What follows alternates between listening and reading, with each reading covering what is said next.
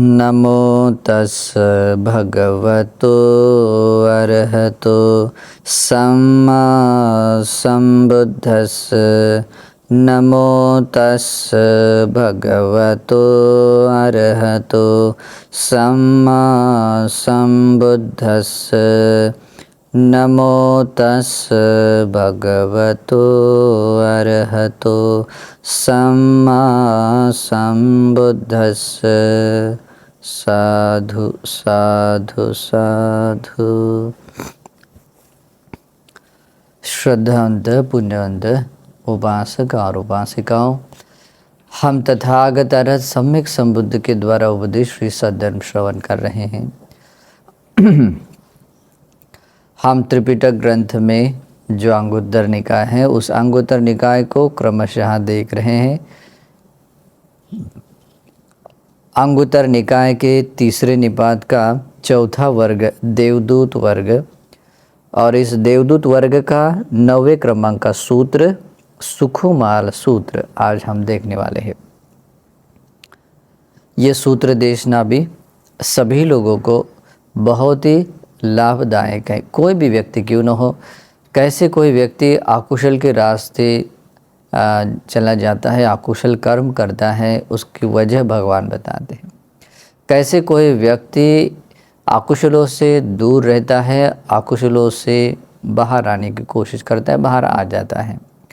यहाँ तक कि कोई व्यक्ति कैसे बुद्ध शासन में या कि श्रमण धर्म भिक्षु भाव में आता है, और कैसे कोई व्यक्ति भिक्षु भाव को छोड़कर भी चला जाता है। ये दोनों गुणधर्म भी दोनों तरह के रास्ते इसमें बताते हैं भगवान। तो भगवान इसमें इस तरह से बताते हैं, सुखुमालो अयं भिक्खवे परम सुखुमालो अत्यंत सुखुमालो। भगवान बुद्ध अपने जीवन के बारे में आपको मूल करके उपदेश बताते हैं। कहते हैं, भिक्षुओं, मैं पहले यानी कि जो गृहस्थ रहते समय बहुत ही सुकुमार था। यानी कि सुकुमार होने का अर्थ होता है कि किसी भी तरह का उनको दुख नहीं था, बिल्कुल सुख से वे रहे हैं। कहते हैं परम सुकुमार हो। बाकी दुनियादारी में जितने भी लोग सुखी होते हैं, उससे कई गुना ज़्यादा मैं सुखी था या सुख से विहार करने वाला था। अत्यंत सुखुमालो, अत्यंत सुखुमालो का अर्थ होता है ऐसे सुकुमार थे, इस तरह के सुख से जीवन जीते थे कि उनके इस सुख से जीवन जीने में कोई भी दिन, कोई भी प्रहर या कोई भी पल ऐसा अधूरा नहीं था या उसमें कोई ब्रेक नहीं था। मतलब सातत्यपूर्ण भगवान, यानी कि भगवान बुद्ध जब से माता के गर्भ में आए तब से लेकर भगवान गृहस्थ रहते समय के तब संपूर्ण जीवन यात्रा में उनको कभी भी किसी भी तरह का कोई दुख नहीं हुआ, वो हमेशा सुख से रहे। इसको कहते हैं अत्यंत सुकुमार। भगवान आगे कहते हैं, मम सुदं भिक्खवे पितु निवेशने पोखरनियो कारिता हुंते। जब भगवान बुद्ध की उम्र कम से कम 7 या 8 साल की हो सकती है, 7 साल के बाद में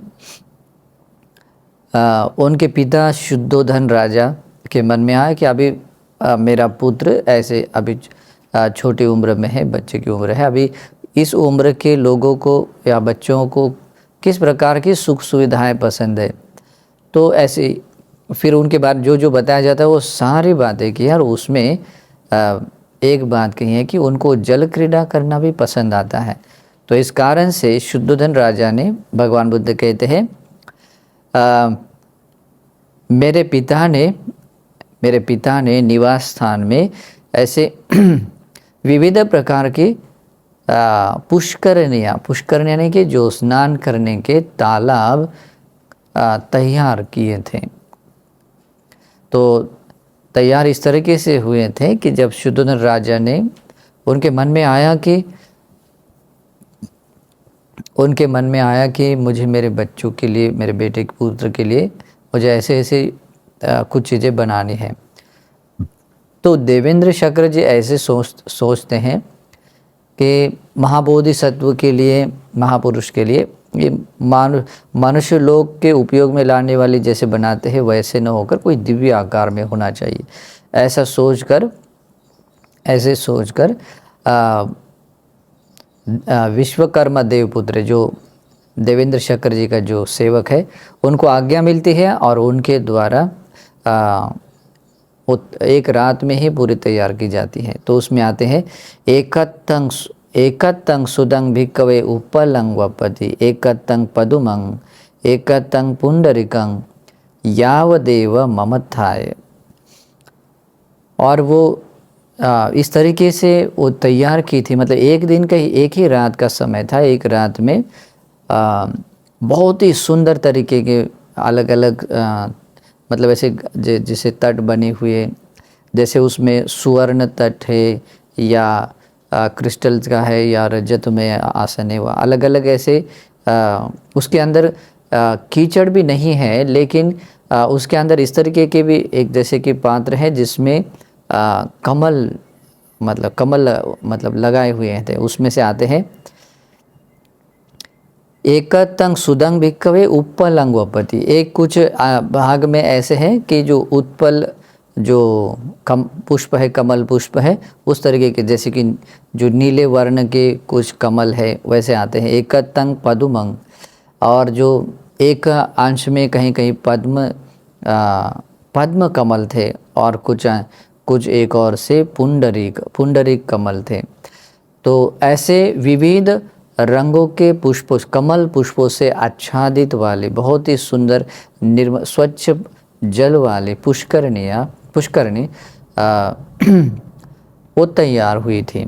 और भगवान कहते हैं याव देव ममत्थाय, वो जितना भी वहाँ वैभव तैयार किया गया, जो भी सुविधाएं तैयार की गई, उसके पीछे एक ही कारण था, वो मेरे ही लिए था, मतलब मेरे ही सुख के लिए वो निर्माण की गई थी।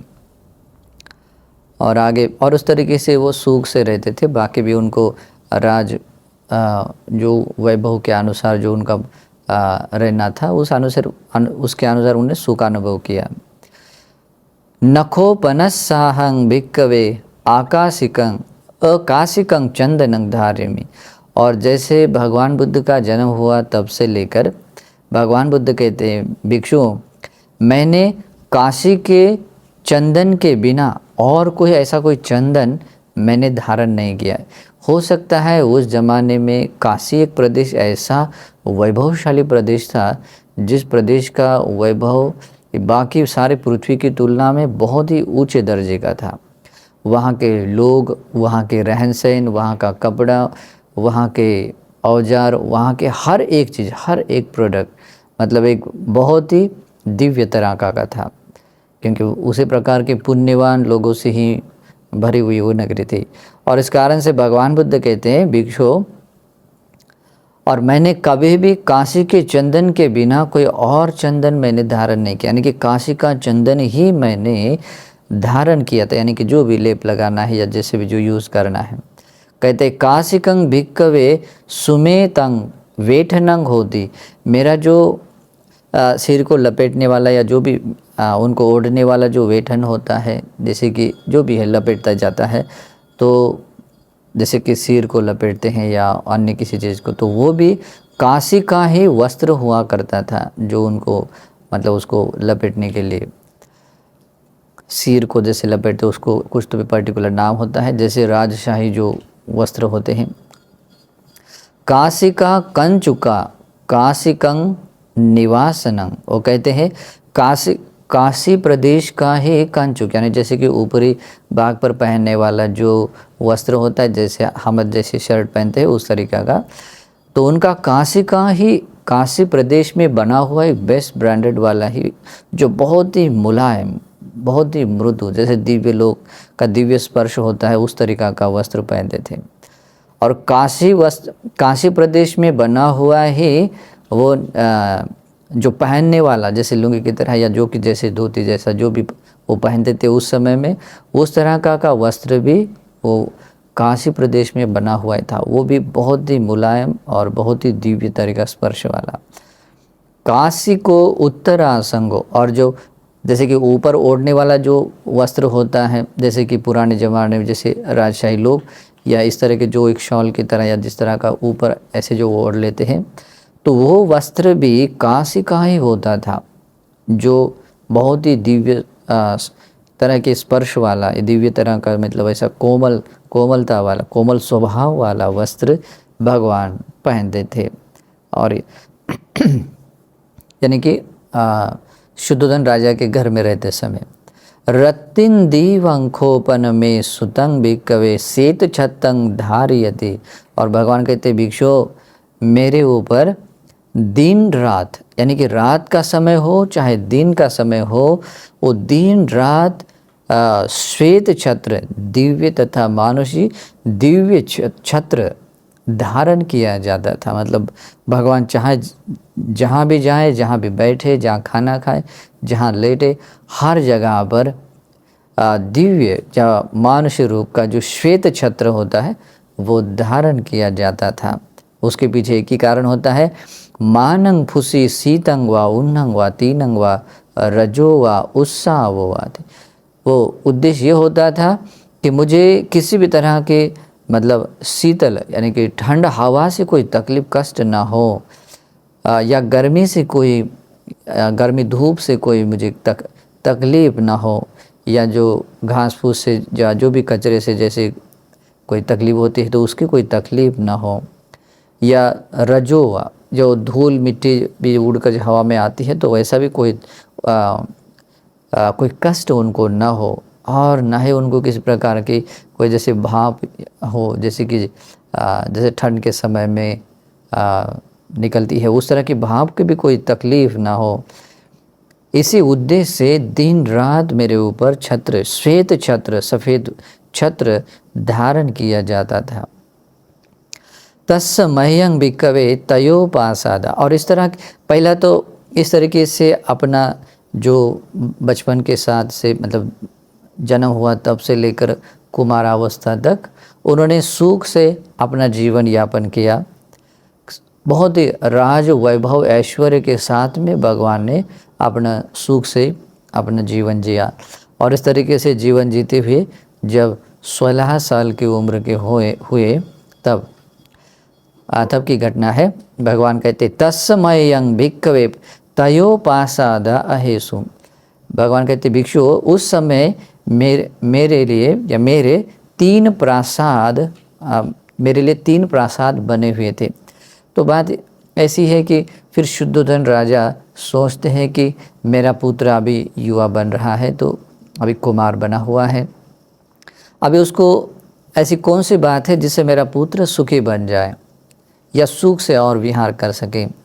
तो जैसे उन्होंने कहा कि उनके रहने के लिए जो भी जो ऋतुमान के अनुसार रहने योग्य कुछ प्रासाद बनाने चाहिए, और इस उम्र में उनको सुख देने वाले जो भी है या पत्नी है या जो भी सेवा करने वाले लोग हैं वो सारी चीज़ें होने चाहिए। तो जो सुख देने वाले चीज़ें हैं, बातें हैं, वो सभी बातों का निर्माण किया। तो उस तरीके के उसमें तीन प्रासाद यानी महल है ना, पैलेस में तीन तरह के महलों का निर्माण किया गया। तो तीन कौन कौन से वो महल थे, प्रासाद थे? एको हेमंतिको, एको गिम्मिको, एको वसिको। एक हेमंत ऋतु में जो उपयोग में लाने वाला प्रासाद था। हेमंत मतलब एक साल में ऐसे 3 ऋतु होते हैं, तो इस तरीके हेमंत ऋतु में रहने वाला प्रासाद, उसके बाद एक ग्रीष्म ऋतु में रहने वाला प्रासाद, और एक वसिक काल यानी कि वर्षा काल में जो बारिश का समय होता है। तो हम भी आज भी कुछ कंफर्ट यानी कि जो हमारे सुख सुविधाओं को देखते हुए आज उस प्रकार के ऋतुमान के अनुसार हम अपने घरों को ऐसा बनाते हैं। तो वैसे ही उसको वे पैलेस भी, वे महल भी वातानुकूलित थे। पहला जो हेमंतिक प्रासाद था वो 9 मंजिल का था। ग्रीष्म ऋतु का जो प्रासाद था वो 5 मंजिल का था, और वर्षा ऋतु वाला वो 7 मंजिल का था, और बहुत ही दिव्य स्वभाव का। उसमें कोई भी ऐसी चीज़ नहीं थी जिसमें मतलब जो सुख के लिए कोई मतलब उसका कोई अभाव रहे। सभी सुख सुविधाओं से संपन्न ऐसे 3 पैलेस बनाए गए थे। भगवान कहते भिक्षु वे सभी मेरे लिए थे, तत्समय वो मेरे थे। सोखो अहं भिक्कवे वस्सिके पासादे वस्सिके चत्तारो मासे निपुरुषे ही तुरिये ही परिचारयमानो न हेट्टा पासादं आरोहामि। भगवान कहते भिक्षु जो वर्षा काल में रहने के लिए बनाया हुआ जो प्रासाद था, उस प्रासाद में मैं 4 महीने रहता था। और वो कैसे रहता था? और निपुर से ही, यानी कि जितना भी बड़ा महल था सब जगह पर द्वारों पर भी सब जगह पर मतलब स्त्रियां ही, बहुत ही सुंदर स्त्रियों को नियुक्त किया गया था। द्वारपाल पर क्यों न हो, या सेवा प्रोवाइड करने वाली या चीज़ों को तैयार करने वाली, हर चीज़ मतलब स्त्रियों के द्वारा ही निर्माण की जाती थी। साथ में तुरीय ही मतलब अनेक तरह का जो वाद्य किया जाना हो या नृत्य किया जाना हो, या उसको कहते हैं परिचार्य माना। जो सेवा कार्य करने में जो भी किया जाता है वो स्त्रियों के द्वारा किया जाता है। जो दिखने में बहुत ही सुंदर और जिसका देखने में प्रसन्न लगे, ऐसी स्त्रियों के द्वारा ही मतलब सेवा में वो रहते थे। और साथ में 4 महीने रहते थे। कहते थे कि न हेट्टा पासादं आरोहामि, और वे 4 महीनों तक उस प्रासाद से नीचे नहीं आते थे। मतलब वो जो महल बना था उस महल में ही, महल के ऊपर ही बोधिसत्व महाबोधिसत्व रहते थे। यथाखोपन भिक्कवे अन्य संग निवेशने दास कम। अभी उसी प्रकार है। तो अभी 3 महीने अगर एक प्रासाद में रहते तो दूसरे महल में भी 4 महीने रहते थे। पहले में 4 महीने, दूसरे में 4 महीने और तीसरे में भी 4 महीने, ऐसे 4 महीनों के अंतराल तक मतलब दूरी तक वो उसमें एक महल में रहते थे। और सभी सुख सुविधाओं से संपन्न, और उसमें उन सभी स्त्रियों में सबसे प्रधान स्थान पर उनकी पत्नी के रूप में यशोधरा जी थी। संपूर्ण पृथ्वी पर सबसे सुंदर स्त्री रत्न यशोधरा जी उनके साथ में थे। उनका विवाह हुआ था 16 वर्ष की उम्र में। फिर बाद में कहते हैं यथाखोपन भिक्कवे अन्य संग निवेशने दास कम कर पोरिसस कनाजकं भोजनं दीयति बिलंग द्वितीयं। भगवान कहते भिक्षु जैसे कि अन्य किसी दूसरों के घरों में जो दास है या सेवा में रहने वाले जो कर्मचारी लोग हैं, या जो हमारे सहायता से उठने बैठने वाले जो भी लोग हैं, उनको किसी न किसी प्रकार का, जैसे कि कनाज का, जैसे कि चावल है जो 2 टुकड़े में खंडित होती है, वैसा वाला हो, या अन्य तरह का जो भी ऐसा रूखा सूखा वाला जो भी या मिडिल लेवल का जो भोजन है वो दिया जाता है। लेकिन एवमेव सुमेखो भिक्कवे पितु निवेशने दास कम कर पोरिसस साली मनसोदनो दीयति। लेकिन ऐसा तो बाहर होता ही है, लेकिन कहते हैं जो मेरे पिता के निवास में, यानी कि जहाँ मैं रहता था उस पिता के निवासों में, तो बल्कि जो दास लोग होते हैं या जो कम कार्य करने वाले कर्मचारी लोग हैं या जो भी सहायता से जुड़े हुए लोग होते हैं, उनको जो सबसे बेस्ट क्वालिटी का जो साली, यानी कि जो क्या बोलते हैं उसे, धान का साली, धान का चावल होता था, और साथ में मनसोदन जो प्रणीत भोजनों में जो आता था, जैसे कि चाहे वो मांस हो या अन्य किसी तरह का जो व्यंजन हो, दाल हो, तो उस तरीके के व्यंजनों के साथ में सबसे स्वादिष्ट वाला साली धान का बना हुआ चावल उनको दिया जाता था। तो इस तरीके से दास कर्मकार भी, जो कर्मचारी लोग भी बहुत ही मतलब बाकी तुलनाओं में सबसे ज़्यादा सुख से रहते थे। तो जैसे कि बाकी राज्य से बाहर या बाकी जैसे लोगों में ऐसा नहीं दिखाया जाता था, उनके दास कर्मकार भी इस तरीके से वो सुखी रहते थे। और फिर भगवान या बोधिसत्व के बारे में तो कहना ही क्या है।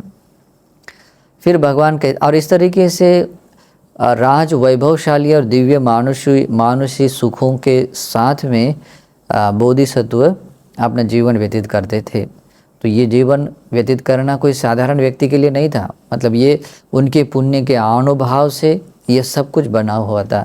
इस कारण से भगवान कहते हैं तस्मयं भिक्खवे एव रूपाय इद्धिया समन्नागतस्य एव रूपेण च सुखमालेन एतदहोसि। भगवान कहते भिक्षु, इस तरीके के राज वैभव के साथ में या राज सुखों के साथ में मैं रहते हुए एव रूपा दिया, इस तरह का मेरा वैभव था और इस वैभव के साथ में मैं रहता था। और इस तरह के वैभव में हर तरह का सुख था। और इस तरीके के सुखों के साथ में मैं सुखमालेन, बहुत ही सुख से मैं विहार कर रहा था, रह रहा था। और ऐसे रहते हुए मेरे मन में ऐसा विचार आया। अभी ये जो विचार आया है वो भी भगवान ने जैसे जैसे समय बिताया, जब उन्होंने 4 तरह के दृश्यों को मतलब एक एक पहला दिन में देखा, तो उस तरीके के मानसिकार को अपने में बढ़ाते हुए अपने ज्ञान से उस बात को समझते हुए इस तरीके की बात को अपने में बढ़ाया है। कहते हैं असुत्वाखो बुधुजनो अत्तना जरा धम्मो समानो जरंग अनतीतो परंग जिन्नंग दिस्वा अट्टीयति हरायति जिगुच्छति। भगवान बुद्ध कहते हैं यहाँ कोई मतलब जैसे कि उनके मन में वो विचार जागा था, वो विचार बता रहे भगवान। कहते कि मेरे मन में ऐसा विचार आया कि यहाँ कोई जो अश्रुतवान पृथक जन, ये दोनों शब्द का अर्थ सही तरीके से समझना चाहिए। अश्रुतवान कहते हैं जिस व्यक्ति को निर्वाणिक मार्ग या निर्वाण का मार्ग नहीं पता है या जिन्होंने कभी सुना नहीं है, जाना नहीं है, ऐसा अश्रुतवान, या जो कभी जिसको धर्म अभी तक सुनने में नहीं आया। पृथक जन यानी कि अभी तक उसने किसी भी तरह के निर्वाण के फल या मार्ग को किस तरह पाया नहीं है, यानी कि बुद्धि शासन के बाहर के पर्सन के बारे में, या जिसको धर्म अभी तक सुनने में नहीं आया, ऐसा व्यक्ति। तो असुतवा पुथुज जनो, ऐसा व्यक्ति कोई होता है तो अत्तना जरा धम्मो समानो, स्वयं बूढ़ा होने के स्वभाव वाला होता है। खुद अपना ये जो शरीर है वो शरीर कैसा होता है, जरा जीर्ण होने के स्वभाव का होता है, स्वभाव वाला होता है। जरंग अनतीतो, और जरा यानी कि बूढ़ा बनने के स्वभाव से वो बाहर नहीं है, यानी कि बूढ़ा होने से पहले ही कोई व्यक्ति मर जाता है तो कह सकते हैं कि हाँ ये तो बूढ़ा नहीं बना है। लेकिन उम्र से भी जैसे जैसे क्षीण होते जा रहा है तो वो जरा बूढ़ा यानी कि जीर्ण, यानी क्या होता है, क्रमशः क्षीण हो जाना, उसको जरा जीर्ण कहते हैं। वो तो हर दिन प्रतिदिन हम होते ही रहते हैं। तो ये जरा स्वभाव आना हमारे लिए निश्चित है। जन्म लिया है तो जरा जीर्ण होना निश्चित है। और इस स्वभाव से जरंग अनतीतो, मतलब इस स्वभाव परंपरा से ही मुक्त नहीं है। इसका मतलब क्या होता है, हम इस संसार में भी जब जब हमने जन्म लिया था तब हमने ये बुढ़ापा रूपी रोग हमने अनुभव, बुढ़ापा रूपी जो दुख है वो हमने झेला था। भविष्य में भी जब जब हमारा जन्म होगा, जब तक जन्म होने के कर्म संस्कार बने रहेंगे तब तक जो जन्म होता रहेगा। और अभी जो जन्म लिया है, अभी भी बूढ़ा होने का जो स्वभाव है वो स्वभाव छूटा नहीं है, हम उससे परे नहीं गए हैं, उससे मुक्त नहीं हुए हैं।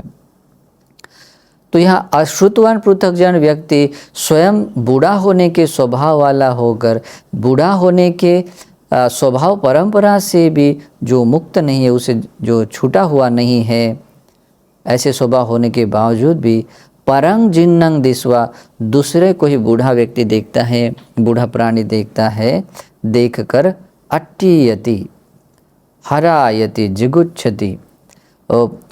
स्वयं ऐसा होने के बावजूद भी क्या होता है, जब दूसरा कोई बूढ़ा व्यक्ति देखते हैं तो देखकर अट्टीयति, देखकर उसको बिल्कुल अच्छा नहीं लगता, उसको मतलब क्या कहते हैं, उसको घृणा आने जैसा होता है। आज भी कोई जैसे कोई बूढ़ा व्यक्ति देखते हैं जिसकी त्वचा पर झुर्रियाँ पड़ी हैं, जैसे जो भी बाल सफ़ेद बने या झड़े हुए हैं, तो ऐसा व्यक्ति अगर हमारे पास में रहता है तो हमें अच्छा नहीं लगता, हमें उसका मतलब अप्रिय भाव आता है, उसको कहते अट्टीयति हरायति। थोड़ा सा लज्जा आने जैसा महसूस होता है। अगर हमारे पास में देखते हैं, अरे ऐसे व्यक्ति को देखना भी ठीक नहीं है, और ये व्यक्ति अगर हमारे पास का है ऐसा बताना भी वैसा भी अच्छा नहीं लगता, लज्जित भाव आता है, जिगुच्छति, और ख़ास करके अंदर से घृणा आती है। जनरली बूढ़े लोगों को हम ऐसे देखते हुए कि जब कभी भी खांसते हैं तो खांसते हुए ना वो उनका दुख रहता है, लेकिन देखते हैं अपने मन में इस तरह की घृणा आती है कि छी लगता है कि ये ऐसा भी कोई व्यक्ति होता है। अपने घर में भी कोई खांसता है, खाना खाते समय, लेटते समय, या कुछ भी करते समय कोई खांसता है, या कुछ बात करते हुए कुछ ये करता है, तो बुढ़ापा का कोई भी सिम्टम्स हम देखते हैं, जैसे कि बुढ़ापे का कोई बाल दिखते हैं, या बूढ़े लोगों का यहाँ तक कि वस्त्र भी देखते हैं, तब भी हमें वो क्या आती है, घृणा आती है। तो ये जनरली स्वभाव सामान्य संसार के लोगों का आता है।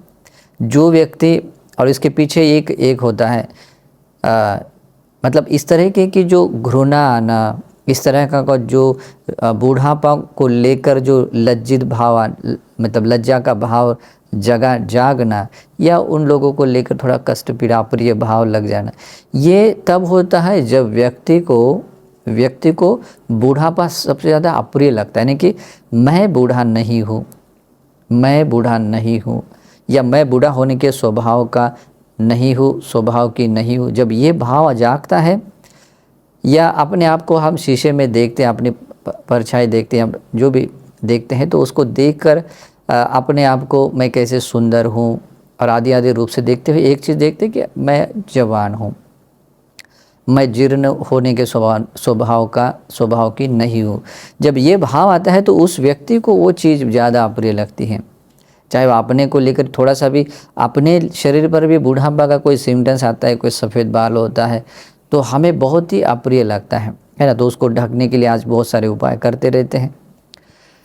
तो भगवान बुद्ध कहते हैं कि अश्रुतवान पृथकजन, जिसको धर्म का ज्ञान नहीं है, जिसको निर्वाणिक मार्ग से जो हटा हुआ व्यक्ति है, और ऐसा व्यक्ति स्वयं बूढ़ा होने के स्वभाव वाला होकर, बूढ़ा होने के स्वभाव परंपरा से मुक्त न होने वाला होकर भी जब दूसरे बूढ़े व्यक्ति को देखता है तो देखकर मन में बहुत ही पीड़ा कष्ट महसूस करता है, उसको देखकर लज्जा या घृणा जैसी भाव जगाता है। मतलब उसका द्वेष भाव उसके प्रति द्वेष भाव आता है। अत्तानंग एव अतिसित्वा, और इस तरीके का स्वयं भी अगर उस बुढ़ापे को लेकर कोई सिम्टम्स दिखता है तो उस बात को लेकर भी व्यक्ति कष्ट अनुभव करता है, लज्जा अनुभव करता है। थोड़ा सा भी अगर बाल सफ़ेद हुआ और किसी ने बोला देख थोड़ा बाल सफ़ेद हुआ, तो उसको लज्जा आती है, वो ढकने के लिए कुछ करता है।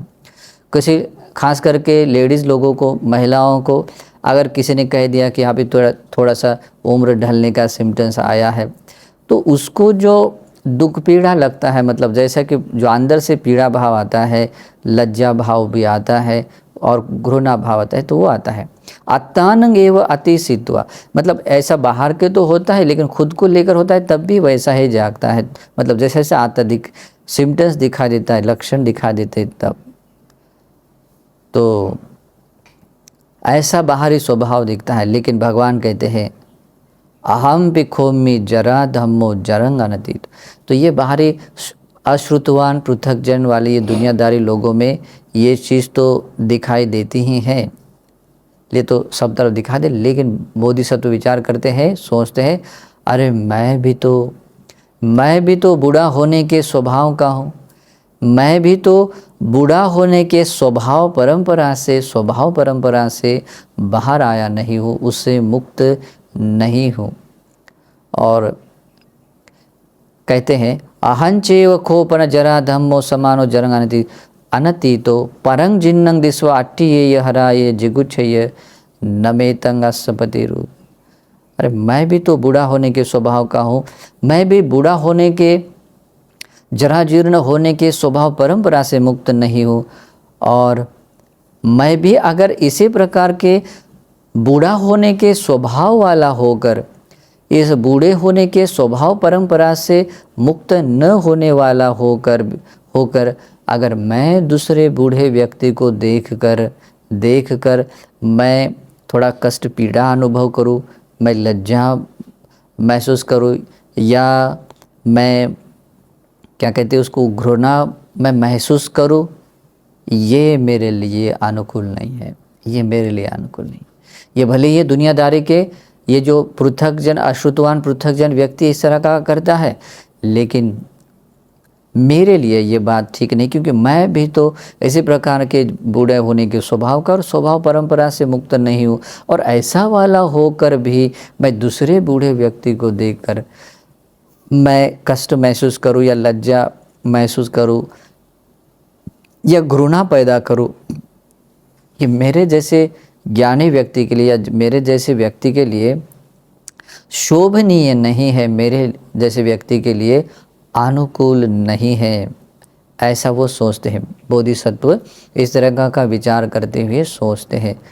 और ऐसा सोचते हुए तस्मयं भिक्खवे इति पटि संचिक्खतो यो आरोग्यं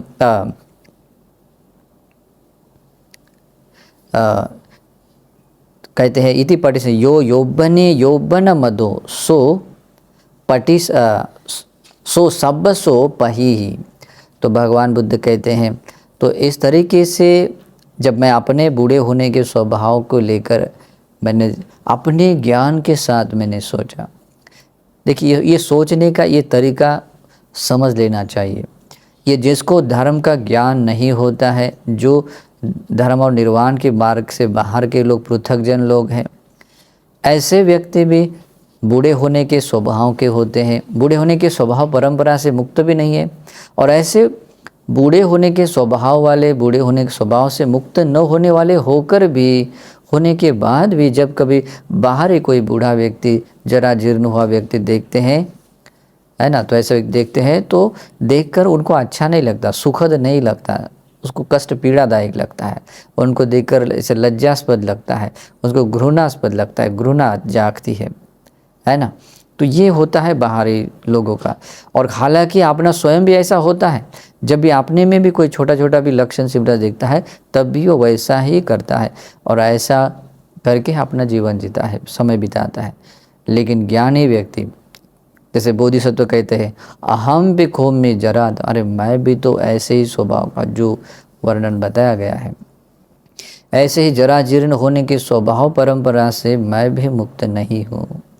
और मैं ऐसे बूढ़ा होने के स्वभाव वाला, बूढ़ा होने के स्वभाव परंपरा से मुक्त न हुआ होने वाला, अगर मैं दूसरे किसी जरा जीर्ण बूढ़े व्यक्ति को देखकर मैं भी ऐसे कष्ट महसूस करूँ या जैसे मुझे पीड़ादायक लगे या लज्जास्पद लगे या घृणा जगाऊँ, ये मेरे लिए उचित नहीं है, ये मेरे लिए अनुकूल नहीं है, ये मेरे लिए शोभनीय नहीं है। और ऐसा सोचते हुए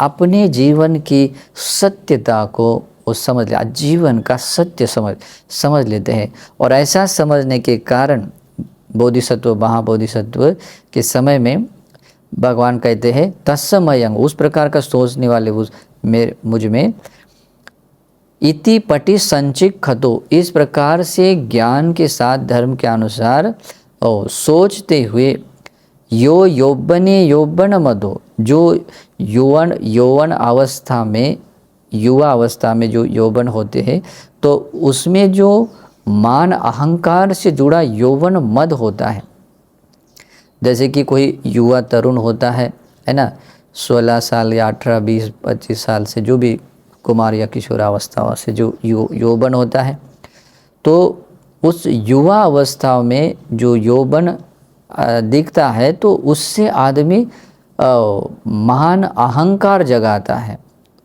दूसरों को नीचा, खुद को ऊंचा समझने लगता है, या किसी तरीका का भी क्यों न हो, अपने आप में भी क्यों न हो, एक अपने आप में एक मान, अहंकार, घमंड जगाता है। तो उस घमंड से, उस मान रूपी क्लेश से मदमस्त हो जाता है। इसे कहते हैं यौवन मद। तो भगवान बुद्ध कहते हैं इस तरीके के ज्ञान के साथ में सोचने से जो यौवन में यौवन मद था वह परिपूर्णतः नष्ट हो गया, परिपूर्णतः दूर हो गया। यौवन मद दूर करने का ये तरीका, और बोधिसत्व ने ऐसे अपने में वो दूर कर दिया, वही वो सब पूर्णतः नष्ट हो गया। बाद में बोधिसत्व इस तरीके के मानसिकार को जगाते हैं।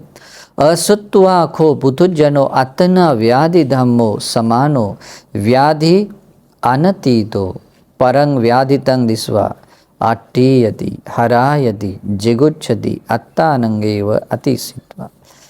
भगवान बुद्ध कहते हैं ये जो अश्रुतवान पृथकजन लोग है, जिसको धर्म का ज्ञान नहीं है, जो निर्वाण के मार्ग से बाहर का है, पृथकजन है, तो ऐसा व्यक्ति स्वयं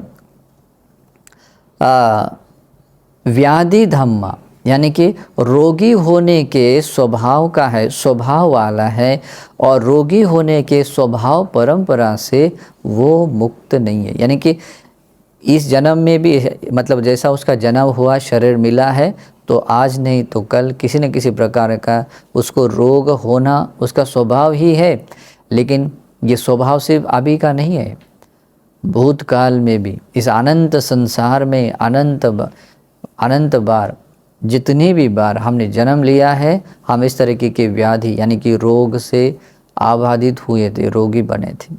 भविष्य में भी वो रोग स्वभाव होने का स्वभाव मिलेगा, और अभी भी है। इस कारण से उस व्याधि होने के स्वभाव से मुक्त न होने वाला होता है कौन व्यक्ति?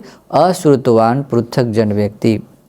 और वो व्यक्ति दूसरे किसी रोगों से बाधित हुआ, रोगों से, नाना प्रकार के रोगों से रोगी बना हुआ व्यक्ति देखकर वो कैसा अपना भाव जगाता है?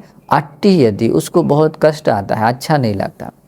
आज भी देखिए अपने घर में भी कोई व्यक्ति बीमार पड़ता है, थोड़ा रोग के कारण बेचारा दुर्बल या किस तरह का गंदगी करता है, तो उसको देखकर या उसके बारे में सोचकर भी अच्छा नहीं लगता। कभी कभी लगता है कि अरे इसकी झंझट में पड़े हैं, है ना, उसकी तरफ देखते तक नहीं है। कभी कभी एक बहुत मजबूरी समझकर करते हैं, या कोई तरीका अपना कर किसी तरह करते हैं। लेकिन अश्रुतवान पृथक जन व्यक्ति स्वयं इस तरह के रोगी होने के स्वभाव वाला होकर रोगी होने के स्वभाव परंपरा से भी मुक्त नहीं है। इसका मतलब क्या है पता है? संसार में बांधे रखने वाली जो तृष्णा है, संसार में संसरण करने के लिए कारण बनने वाली अविद्या है, वो हम पर हावी है, उसमें हम जुड़े हैं।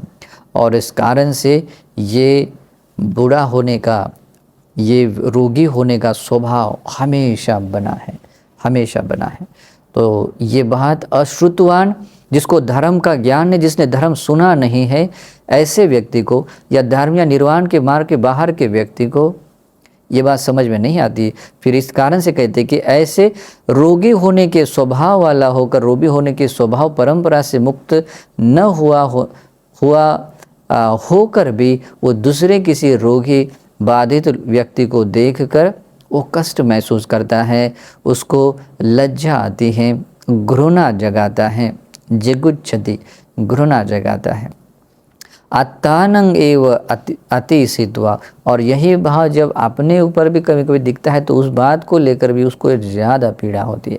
इस कारण से रोग का एक अपना अपना दुख होता है, लेकिन मन से जुड़ा मन से जुड़ी जो व्याकुलता है उस बात को लेकर भी एक अलग से एक रोग आबाद हो जाता है। इस कारण से भी वो कष्ट पीड़ा अनुभव करता है, लज्जा घृणा अनुभव करता है ना। ये होता है अश्रुतवान पृथक जन व्यक्ति के बारे में। ओके, ऐसा होकर भी वो ऐसा करता है। लेकिन बोधिसत्व अपने धर्म और ज्ञान के साथ सोचते हुए कहते हैं अहम भिखोमि व्याधि धम्मो व्याधि अनतीतो। भगवान बुद्ध बोधिसत्व रहते समय इस तरह से सोचते हैं, अरे मैं भी तो रोगी होने के स्वभाव का हूँ और रोगी होने के स्वभाव परंपरा से मैं मुक्त नहीं हूँ। रोगी होने के स्वभाव परंपरा से मैं मुक्त नहीं हूँ। और अहंचेव खोपन व्याधि धम्मो समानो व्याधि अनतीतो परंग व्याधिकं दिस्वा अट्टियेय हरायेय जिगुच्छेय न मेतंगा सपति रूपं। और मैं भी तो व्याधि यानी रोगी होने के स्वभाव वाला होकर, रोगी होने के स्वभाव परंपरा से मुक्त न हुआ वाला होकर दूसरे किसी रोगी आबाधित व्यक्ति को देखकर मैं कष्ट महसूस करूं, लज्जा महसूस करूं या घृणा जगाऊं, ये मेरे लिए अच्छी बात नहीं। ये मेरे लिए अच्छी बात यानी कि ये अनुकूल बात नहीं, मेरे लिए शोभनीय बात नहीं है। और इस तरीके से उस व्याधि धम्मा स्वभाव को और स्वभाव की परंपरा को भी ये सत्य ज्ञान के द्वारा बोध करते हैं। और ऐसे करते हुए तस्मयं भिक्खवे इति पटि संजिक्खतो। भगवान कहते भिक्षु उस तरीके से मेरे ज्ञान के साथ में सोचने से, ज्ञान के साथ सोचने से यो आरोग्य मदो सो सब सो पही। अब यहाँ मैंने पटि संचिक्खतो को उसको ज्ञान के साथ सोचने के बारे में क्यों कहा कि उसका अर्थ वैसा ही है। ओके, खाली मन में आया वैसे सोच लिया वैसा नहीं, वो ज्ञान के साथ सोचने से यही भावना कहलाती है, यही विपस्सना कहलाती है। ओके, तो इस तरीके से ज्ञान के साथ सोचने से जो आरोग्य को लेकर आरोग्य मद जागा था, जो आरोग्य में जैसे कि शरीर है, शरीर में जो भी हम उसको लेकर आरोग्य महसूस करते, उस आरोग्य में जो आरोग्य मद होता है, मान अहंकार घमंड के साथ में जागा हुआ मदमस्त जिसको अंधा आदमी बन जाता है, तो ऐसा जो आरोग्य मद था वह मद सब सो परिपूर्णतः दूर हो गया, नष्ट हो गया। देखिए, इस तरीके से ज्ञान के साथ सोचने से, ज्ञान के साथ में मनसिकार को बढ़ने से, अपने जीवन का सत्य समझ में आने से ऐसे ये मद भी दूर हो जाता है। और वो भी कैसे, सब्बसो पही परिपूर्णतः वो दूर हो गया है, नष्ट हो गया। भगवान बोधिसत्व रहते समय इसी प्रकार से अपने चिंतन मनन को देखते हुए, चिंतन मनन करते हुए ये बात ऐसे सोचते हैं, असुत्वा को बुधुजनो अतना मरण धम्मो समानो मरणं अनतीतो परं मतं दिस्वा अट्टियति हरायति जिगुच्छति अत्तानंगेव अतिस्थित्वा। भगवान कहते भिक्षुओं, इस तरीके से मेरे मन में मनसिकार जागा कि जो अश्रुतवान पृथक जन व्यक्ति, जिसने धर्म का ज्ञान सुना नहीं, धर्म सुना नहीं है, धर्म का ज्ञान नहीं है, जिसको जो निर्वाण मार्ग के बाहर का है, यानी कि बुद्ध शासन के बाहर का पृथक जन व्यक्ति है, वह व्यक्ति स्वयं मरने के स्वभाव का होता है। ऐसा तो कभी नहीं होता है कि जो जन्मा है वो कभी ना मरे, है ना। जैसे कोई चीज़ तैयार की गई वो कभी फूटे ना टूटे ना, ऐसा कभी नहीं होता। वो एक ना एक दिन तो वो टूट जाती है, फूट जाती है, नष्ट हो जाती है। तो इसी प्रकार से स्वयं मरने के स्वभाव वाला होकर, स्वयं मरने के स्वभाव वाला होकर मरणं अनतीतो, मरने के स्वभाव परंपरा से मुक्त नहीं है। परंपरा यानी इस अनंत संसार में, अनादि संसार से लेकर हमने ये मृत्यु रूपी दुख सहा है, अभी भी जन्म हुआ है तो मरण के स्वभाव बन रहा है, भविष्य में भी जब जब जन्म होगा तब तक मृत्यु आएगा ही, मरण आएगा ही। तो इस तरीका का ये स्वभाव है, स्वभाव परंपरा बनी हुई है। इसका मतलब हमारे भीतर जो मरण रूपी दुख भोगने के लिए जो कारण है वो कारण हमेशा बना है, बना था, बना है। तो इस कारण से ये स्वभाव परंपरा से मुक्त नहीं है। पृथकजन व्यक्ति, जो आश्रितवान पृथकजन व्यक्ति है, ऐसे मरने के स्वभाव वाला होता है, मरने के स्वभाव परंपरा से मुक्त न होने वाला होता है। फिर भी वो दूसरे किसी मृत व्यक्ति को देखता है, मृत व्यक्ति को देखता है, देखकर उसको बहुत ही पीड़ादायक, कष्टदायक लगता है। लज्जा आती है, घृणा आती है, घृणा जागती है उस मृत व्यक्ति को देखकर, मतलब बिल्कुल घृणा जागती है। और साथ में अत्तानंग एव अतिसित्वा, और इस तरीके से वो चीज़, इन चीज़ों को देखकर या अपने बारे में भी कभी सोचता है तो उस बात से भी उस तरीके से वो पीड़ा, कष्ट आदि या घृणा आदि उसमें वो जागती है, वो दुख उसका अनुभव करता है। ऐसा करके वो अपना समय बिताता है। ये अश्रुतवान पृथकजन व्यक्ति का स्वभाव है। लेकिन जो ज्ञानी व्यक्ति है वो व्यक्ति वैसा नहीं करता है। और इस कारण से भगवान बोधिसत्व के रूप में रहते समय वो आगे सोचते हैं, अहम विखोमी मरण धम्मो मरणं अनतीतो। भगवान कहते हैं कि मेरे मन में भी ऐसे में विचार कर रहा था कि अरे मैं भी तो मरने के स्वभाव का हूँ, मरने के स्वभाव परंपरा से मैं मुक्त नहीं हूँ। अहंचेव खोपन मरण धम्मो समानो मरणं अनतीतो परंग मतंग दिस्वा अट्टी ये हरा ये जिगुच्छ ये न मेतंग असपति रूपा। और मेरे भी इस प्रकार के मरने के मैं स्वभाव वाला होकर, मरने के स्वभाव परंपरा से मुक्त न होने वाला होकर मैं दूसरे किसी मृत व्यक्ति को देखकर मैं कष्ट महसूस करूं या लज्जा महसूस करूं या घृणा उत्पन्न करूं, ये मेरे लिए शोभनीय नहीं है, ये मेरे लिए अनुकूल नहीं है, ये मेरे लिए प्रतिरूप नहीं है। और ऐसा जब सोचते हैं तो अपने जीवन की सच्चाई को देखते हैं कि अरे मैं भी तो मरने के स्वभाव का हूँ और मरने के स्वभाव परंपरा से मुक्त नहीं हूँ। तो अपनी इस जीवन की सच्चाइयों को देखकर जो जनरली अश्रुतवान पृथकजन व्यक्ति जैसे पीड़ा कष्ट महसूस करता है वैसे पीड़ा महसूस नहीं करते, बल्कि भगवान क्या कहते हैं आगे, तस्मयं भिक्खवे इति पटि संचिक्खितो। इस प्रकार से, मतलब उस प्रकार से मेरे ज्ञान के साथ सोचने से यो जीविते जीवित मदो सो सब सो पही पही।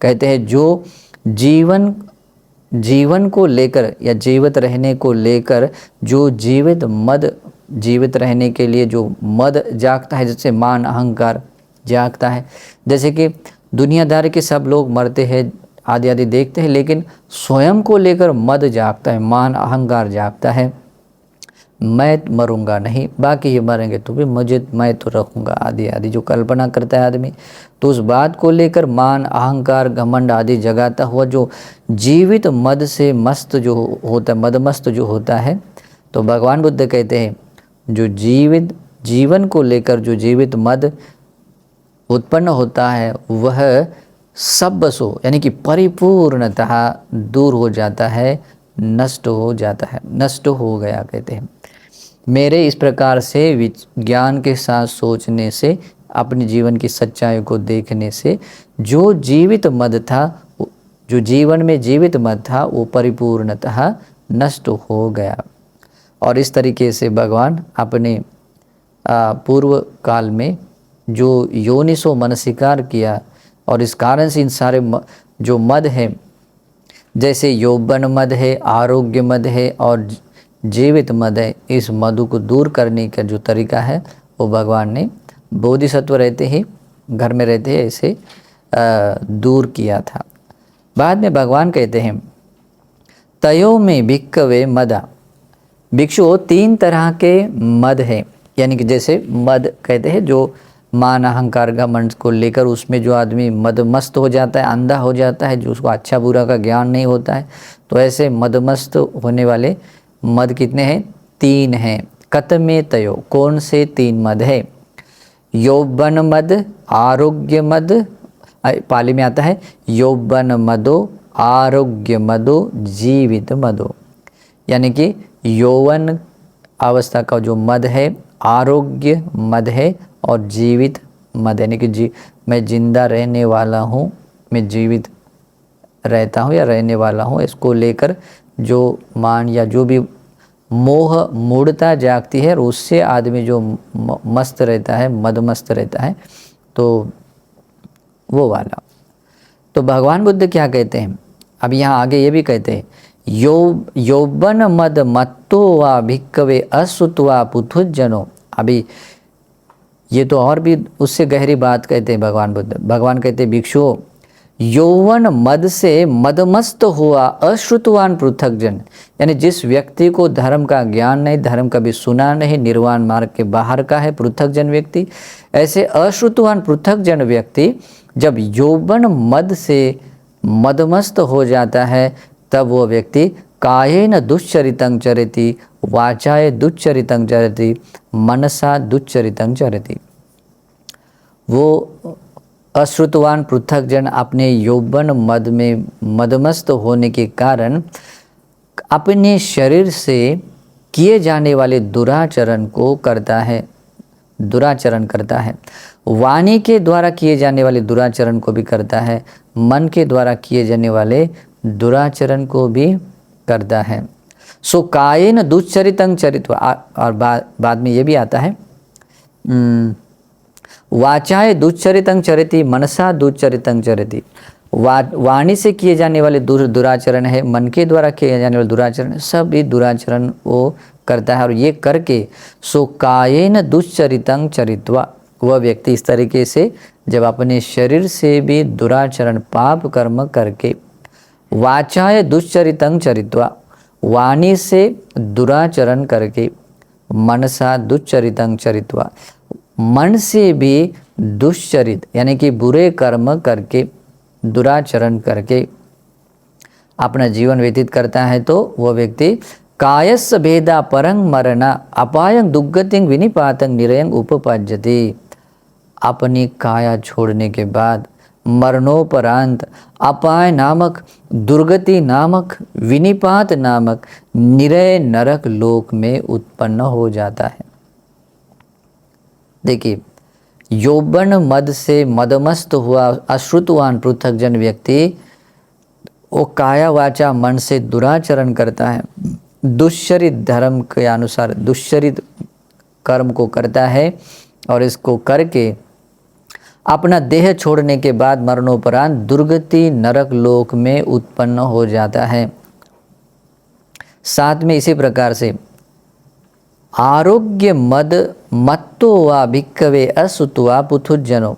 भगवान कहते हैं, भिक्षुओं, आरोग्य मद से मदमस्त हुआ अश्रुतवान पृथक जन व्यक्ति, अश्रुतवान पृथक जन व्यक्ति वो भी अपने काया से दुराचरण करता है, वाचा से वाणी से दुराचरण करता है, मन से भी दुराचरण करता है, और इस तरीके से अपनी काया वाचा मन से दुराचरण करके अपना देह छोड़ने के बाद, अभी वो तो मरने दम तक करता है, तो ऐसा करता हुआ करके अपना देह छोड़ने के बाद मरणोपरांत अपाय नामक, दुर्गति नामक, विनिपात नामक निरय नरक लोक में उत्पन्न हो जाता है।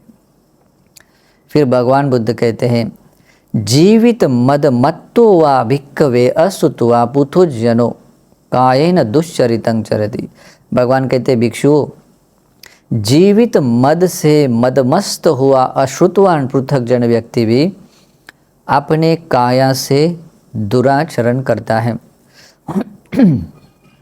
वाचाय दुश्चरितं चरति, अपने वाणी से दुराचरण करता है, मनसा दुश्चरितं चरति, मन से भी दुराचरण करता है, जो दुश्चरित है वो दुश्चरित कर्म करता है, सो कायेन दुश्चरितं चरित्वा वाचाय दुश्चरितं चरित्वा मनसा दुश्चरितं चरित्वा कायस्य भेदा परं मरणापायं दुर्गतिं विनिपातं निरयं उपपज्यति। भगवान बुद्ध कहते उसके इस प्रकार से काया के द्वारा किए जाने वाले दुराचरण को करके, वाणी के दुराचरण को करके, मन के भी दुराचरणों को करके अपना देह छोड़ने के बाद मरणोपरांत अपाय नामक, दुर्गति नामक, विनिपात नाम के निरय नरक लोक में उत्पन्न हो जाता है। देखिए, इसमें आया हुआ हर एक मद, चाहे वो यौवन मद हो, आरोग्य मद हो, जीवित मद हो, इन्हीं मदों से मदमस्त हुआ व्यक्ति ही बुरे कर्म करता है, बुरा कर्म करता है। ऐसी उसकी वजह क्या है? इसकी वजह ये की है कि वो उसी प्रकार के यौवन मद से मदमस्त हो जाता है। आज भी हम बहुत सारे युवाओं को देखते हैं जो अपने आरोग्य को लेकर, यौवन को लेकर, जैसे कि जो 17, 18, 20 साल का लड़का होता है या 25 या 30 साल के जो अपने युवा अवस्था का कार्यकाल है, उस कार्यकाल में उसको उसके भीतर इस प्रकार का एक क्या कहते हैं, एक आव जाता है, उसके एक चर्या आ जाती है कि उसको समझ में ही नहीं आता है कि क्या अच्छा है क्या बुरा है, मैं तो हट्टा कट्टा हूँ, मुझे कोई डरने की बात नहीं आदि को लेकर फिर वो वाणी से भी कुछ भी बोल देता है। यहाँ तक कि कभी कभी अपने माता पिता को भी उलट कर या दुख देने वाली कठोर वाणी से बात बोलता है, बाहर भी कुछ करता है, शरीर से भी दूसरों को पीड़ा कष्ट पहुँचा देता है, हिंसा करता है, चोरी करता है, व्यभिचार करता है ना। आजकल ये लोग दुनियादारी में ये बहुत बड़े हुए हैं जो यौवन मद के कारण, यौवन का जो मद है उस मद से मदमस्त हुआ व्यक्ति ऐसे बुरे कर्म करता है। आरोग्य के मद से भी मदमस्त हुआ व्यक्ति ऐसे बुरे कर्म करता है। और हम आज देखते हैं जो व्यक्ति अपने आप को आरोग्य संपन्न देखता है, अपने अश्रुतवान पृथक जन के पक्ष में आते हैं तो उसको लेकर मदमस्त होना ही होता है। जीवित मद को लेकर भी अपने जीवन की सच्चाई को न देखने वाला अश्रुतवान पृथक जन इस प्रकार के जीवित मद से भी मदमस्त हो जाता है और ऐसे अपने काया वाचा मन से बुरे कर्म करता है। और बुरे कर्म करता हुआ जब कभी अपना देह छोड़ता है और मरणोपरांत उस जगह पर जाता है जहाँ पर एकांत तथा दुर्गति है, जहाँ जिसको अपाय कहे, विनिपात कहे, जिसको निरय कहे, एकांत दुख जहाँ है, ऐसी जगह पर चला जाता है ना। तो भगवान ये बताते। तो इस कारण से इस तीनों प्रकार के मद में मदमस्त होने वाला व्यक्ति कौन है? जो अश्रुतवान पृथक जन व्यक्ति है। इसी कारण से हमें धर्म श्रवण करना चाहिए। धर्म श्रवण करने से ही हम अपने जीवन की सच्चाई को समझ लेते हैं, तो तब जाकर हम श्रुतवान श्रुतवा आर्य श्रावकों बन जाते, भगवान का श्रावक श्रुतवान बन जाते हैं। और जब ऐसा बनता है, उस व्यक्ति से कोई गलती हो जाए ये कभी संभव नहीं है।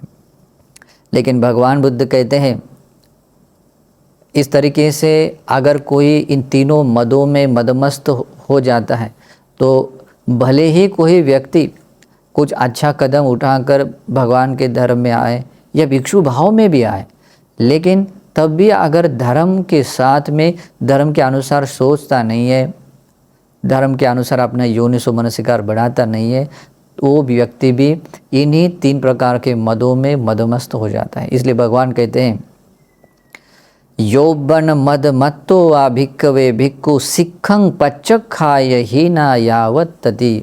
भगवान कहते हैं भिक्षु, यौवन मद से मदमस्त हुआ भिक्षु भी अपने इस भिक्षु भाव को ग्रहण करने वाली शिक्षा का परित्याग कर, शिक्षा को छोड़कर वो घर गृहस्थी जीवन में चला जाता है। आरोग्य मद से मदमस्त हुआ भिक्षु भी अपने भिक्षु भाव में ग्रहण किए हुए शीलों का त्याग करते हुए अपना गृहस्थ भाव को, जो हीन गृहस्थ जीवन है, उसको अपना लेता है या वैसा बन जाता है। जीवित मद से मदमस्त हुआ भिक्षु अपने भिक्षुओं के शिक्षा पदों का प्रतिक्षेप करता है, उसको त्याग कर अपने घर गृहस्थी जीवन में चला जाता है। हीना यावत्तति, वहाँ वो चला घर गृहस्थी में चला जाता है। कोई भिक्खु भी क्यों न हो, वो भी अगर ज्ञान से नहीं सोचता है तो वो व्यक्ति भी अपने यौवन मद से मदमस्त होने के कारण, आरोग्य मद से मदमस्त होने के कारण, जीवित मद से मदमस्त होने के कारण ये भिक्षु भाव के इन शीलों का प्रतिक्षेप करता है, शिक्षाओं का प्रतिक्षेप करता हुआ घर गृहस्थी जीवन में चला जाता है। तो भगवान बुद्ध कहते हैं ऐसा ये मद है जो व्यक्ति को ऐसे विनाश के लिए कारण आता है। लेकिन श्रुतवान व्यक्ति ऐसी गलती कभी नहीं करता है। श्रुतवान व्यक्ति अपने जीवन की सच्चाइयों को देखकर, जैसे व्याधि धम्म, अरे मैं भी तो बूढ़ा होने के स्वभाव का हूँ, मैं भी तो रोगी होने के स्वभाव का हूँ, मैं भी तो मरने के स्वभाव का हूँ, और इस बात को लेकर मनसिकार को बढ़ाते हुए इस सत्य का ज्ञान करता है तो वो श्रुतवान आर्य श्रावक बन जाता है। तो भगवान इन्हीं स्वभावों को प्रकट करते हुए गाथा में कहते हैं व्याधि धम्मा जरा धम्मा अथो मरण धम्मिनो यथा धम्मा तथा संता जिगुच्छन्ति पुथुजना। ये जो इस संसार में जितने भी पृथक जन अश्रुतवान लोग हैं वे व्याधि रोगी होने के स्वभाव के हैं, बूढ़े होने के स्वभाव के हैं तथा मरने के भी स्वभाव वाले हैं। यथा धम्मा तथा संता, जो स्वभाव धारण किया हुआ है वैसा तो होने वाला ही है। जैसे स्वभाव धारण किया हुआ वैसा बात न हो जाए ऐसा कभी होता नहीं है। लेकिन ऐसा कभी होता नहीं, जैसे स्वभाव धारण किया हुआ है वैसा होने वाला ही है। और जब कभी तथा संता, जब कभी ऐसा वैसा ही हो जाता है, जैसे व्याधि है, जरा है या मरण है, वैसा हो जाता है तो ये पृथक जन लोग उसकी घृणा करते हैं। जिगुच्छन्ति, वे लोग घृणा करते हैं। लेकिन क्या होता है देखिए, ज्ञानी व्यक्ति के अहंचेतं जिगुच्छेय एवं धम्मेषु पानिषु नमेतं पतिरूपस मम एवं विहारिणो। भगवान तो स्वयं के बारे में भी कहते हैं, लेकिन ऐसे ज्ञानी व्यक्ति के स्वभाव में भी कहते हैं। भगवान कहते हैं अरे मैं अहंचेतं जिगुच्छेय, मैं भी तो घृणा आने योग्य वाले स्वभाव से ही युक्त हूँ, है ना। मम एवं विहार, लेकिन कहते हैं अहंचेतं जिगुच्छेय, मैं भी तो उसी प्रकार के घृणा कराने या घृणा जगाने वाले स्वभाव परंपरा से स्वभाव वाला हो। एवं धम्मेषु पानिषु, और इसी प्रकार के स्वभाव वाले प्राणियों के बीच में मैं भी उसी प्रकार के स्वभाव वाला व्यक्ति हूँ।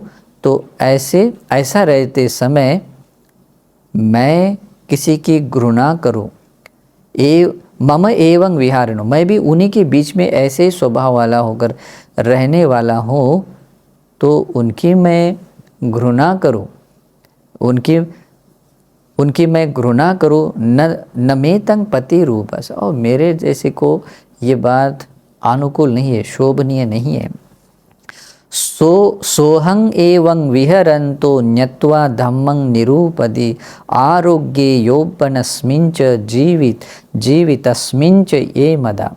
भगवान बुद्ध कहते हैं सोहं एवं विहरन्तु, इस प्रकार से मेरा विहार करते हुए न्यत्वा धम्मं निरूपति, उस धर्म की, जीवन के इस सच्चाई को, सत्य धर्म को जानकर उस बात को लेकर जो क्लेश जागता था, मान अहंकार घमंड आदि, उसको निरूपति, वो सारे जो क्लेश है उसको उससे रहित मैं विहार करता था।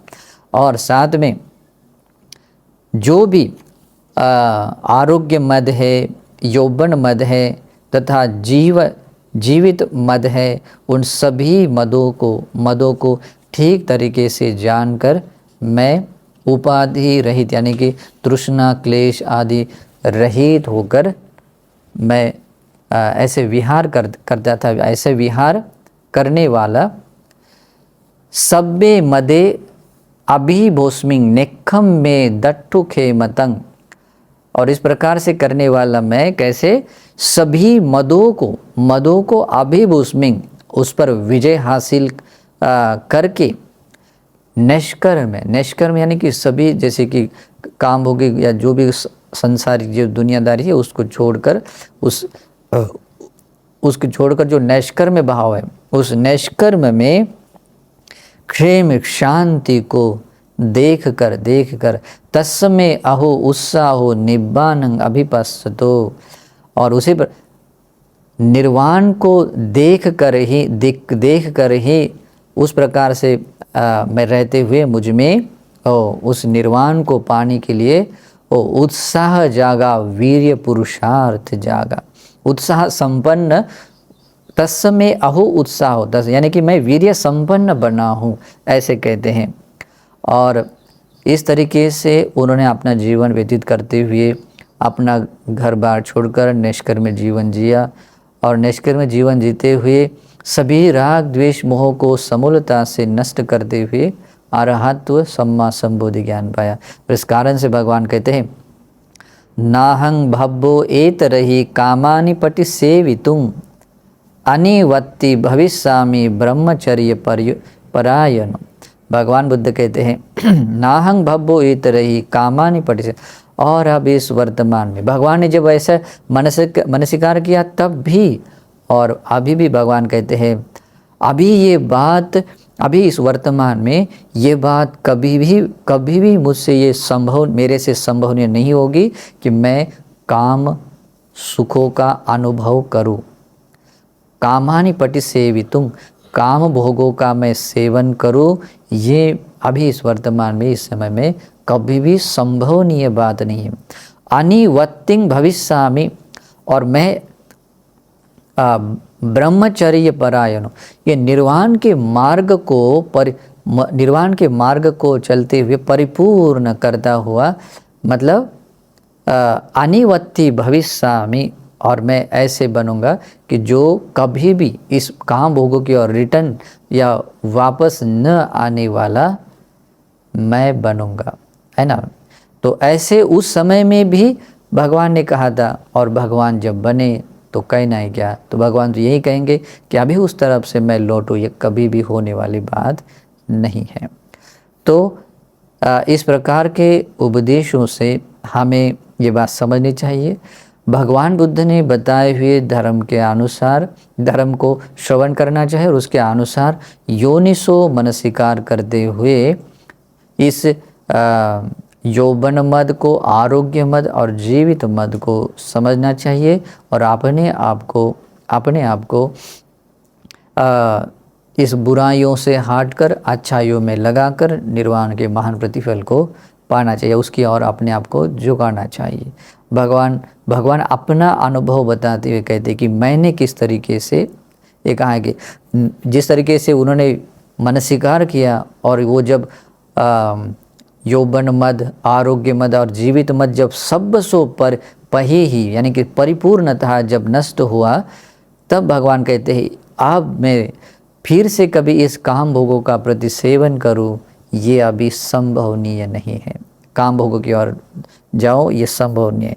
और इसकी बात एक ही है कि उन्होंने उस सभी मदों पर क्या किया था, प्रभुत्व उसको जीत लिया था, और क्या देखकर, निष्कर्म में जो परम शांति देखकर, है ना। और इस कारण से वो फिर से कभी वापस चले जाए, ये बात कभी नहीं होगी।